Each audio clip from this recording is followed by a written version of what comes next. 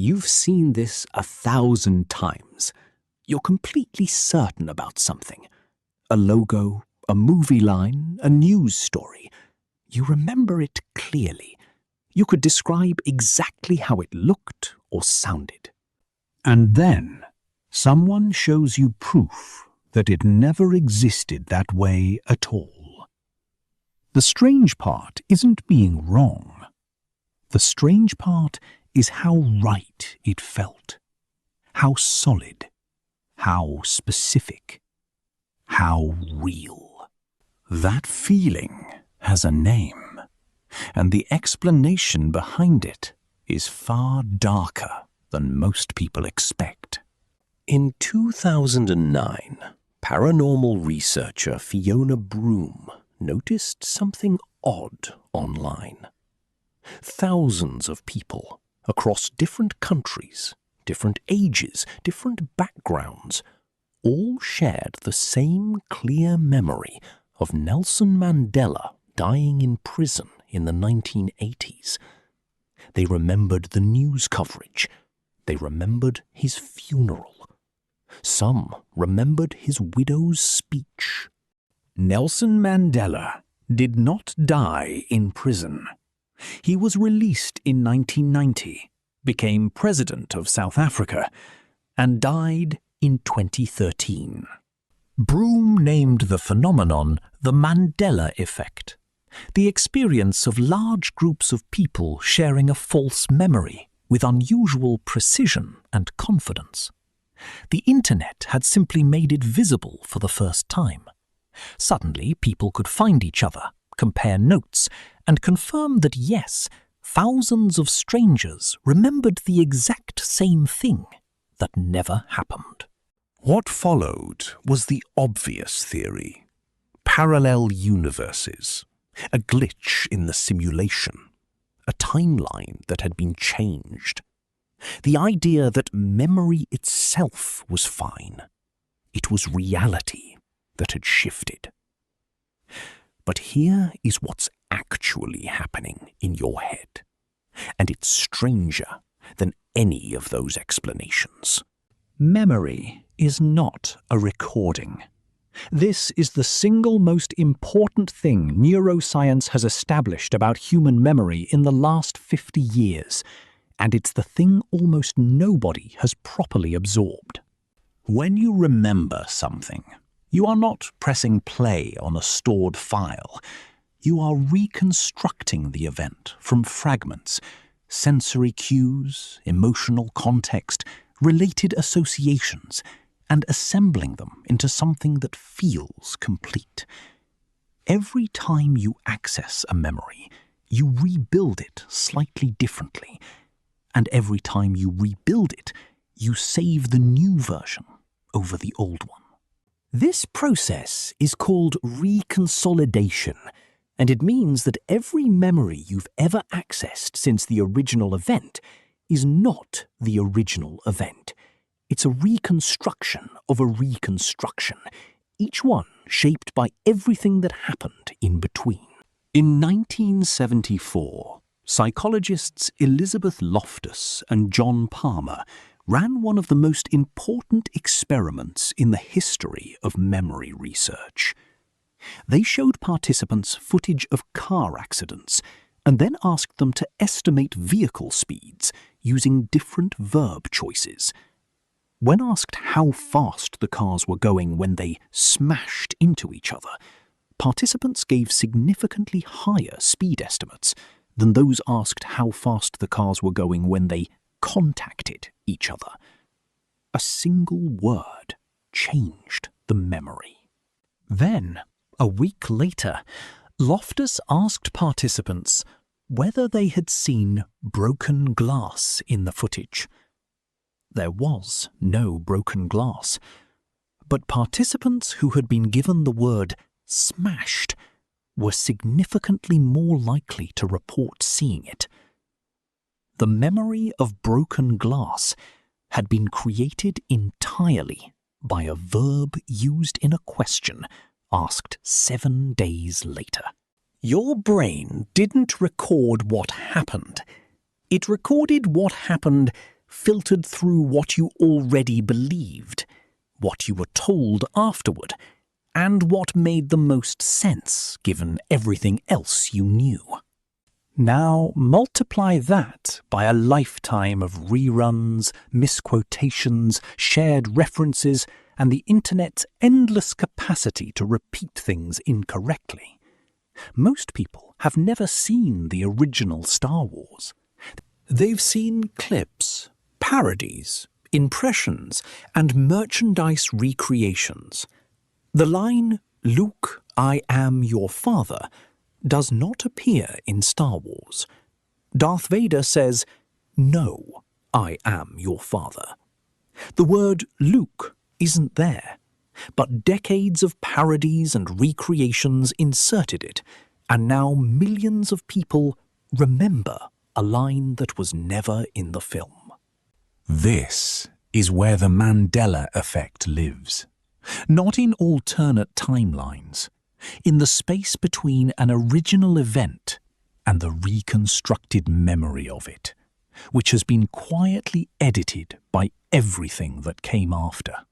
But here's the part that should genuinely unsettle you. The false memory doesn't feel false. It feels exactly like a real one. Cognitive neuroscientist Donna Rose Addis and her colleagues have scanned the brains of people in the act of recalling true memories and false ones. The neural signatures are nearly identical. The same regions activate: the hippocampus, the prefrontal cortex, the same structures involved in genuine episodic recall. Your brain is not running a different program when it retrieves something that never happened.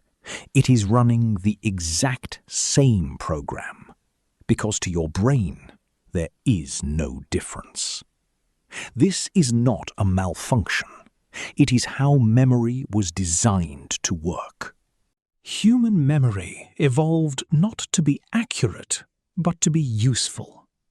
Exact recall is metabolically expensive and practically useless for survival. What matters is the general pattern. Fire is dangerous. That animal is aggressive. This person is trustworthy.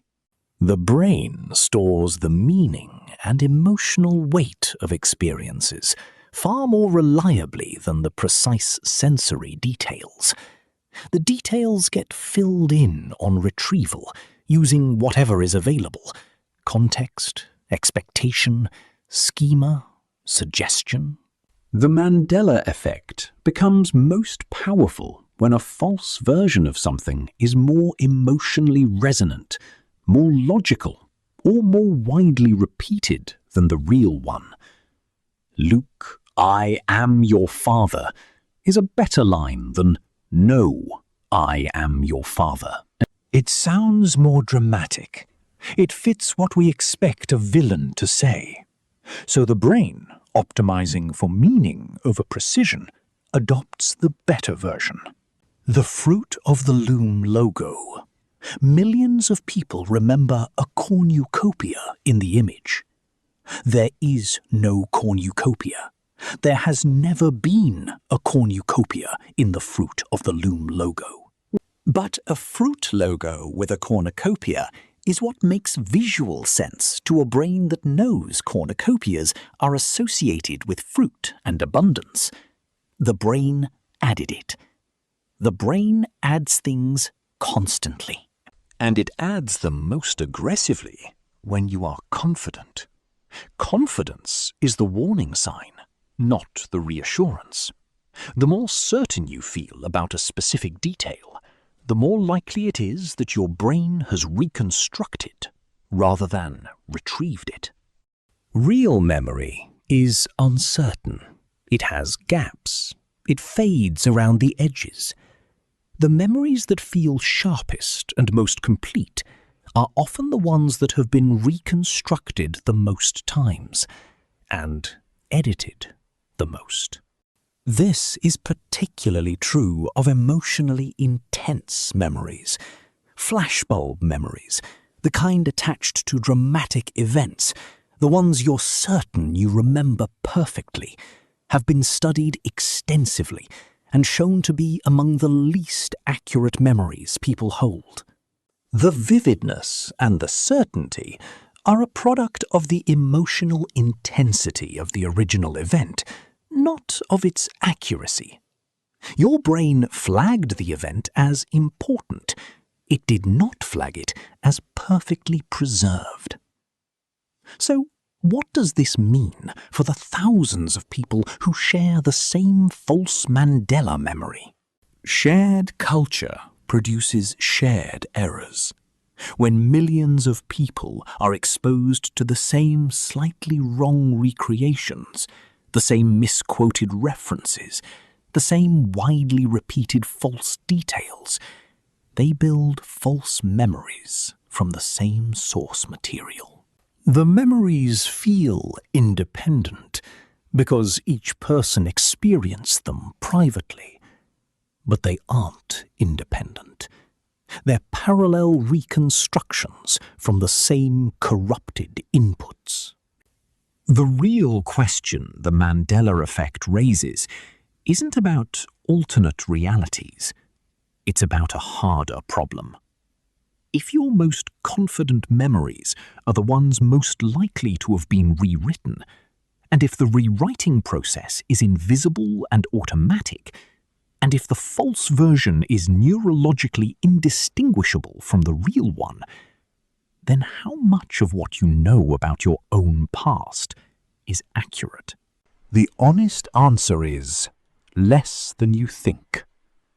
Most people carry memories that have been subtly edited by subsequent information, by suggestion, by the emotional needs of the moment they were encoded in, and by the story they need their life to tell.